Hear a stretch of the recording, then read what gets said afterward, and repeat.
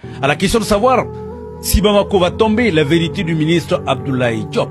Nous sommes chez nous au Mali, c'est notre pays, le pays nous appartient, nous défendons notre pays.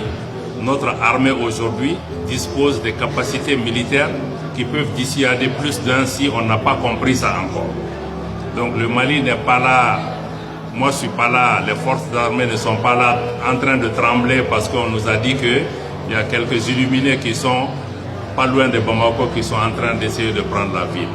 Encore une fois, je dis de dire à ceux-ci de se réveiller. De se réveiller. Il parle de quel Mali?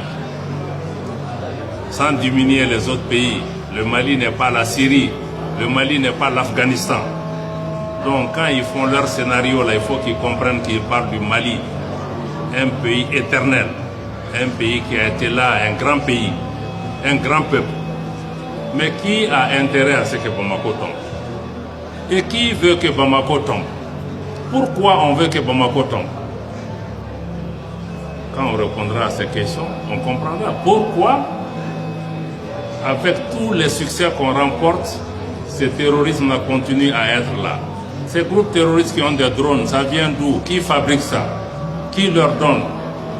Dans des zones où on n'arrive pas à manger, qui leur donne ces véhicules 4x4 rutilant, tous ces moyens? Okay, quand on répondra à cette question, on comprendra que, en réalité, c'est d'autres. Et récemment, j'ai vu même hier, le chef des services de renseignement français, qui était sur une télévision, et qui a dit qu'il ne pense pas que les terroristes peuvent prendre Bamako. Ça, il ne nous dit pas quelque chose, ça, c'est lui seul qui pensait ça, pas nous. Et que ce n'est même pas leur volonté de prendre Bamako. On dit, ah bon, donc vous connaissez leur volonté. Comment vous connaissez leur volonté? Cela peut vous faire comprendre jusqu'où on a aujourd'hui une collision entre des forces hybrides. En réalité, ce n'est pas des terroristes, c'est une guerre par procuration. La série de questions-réponses a été achevée par une note d'espoir de développement économique du Mali. Vous savez,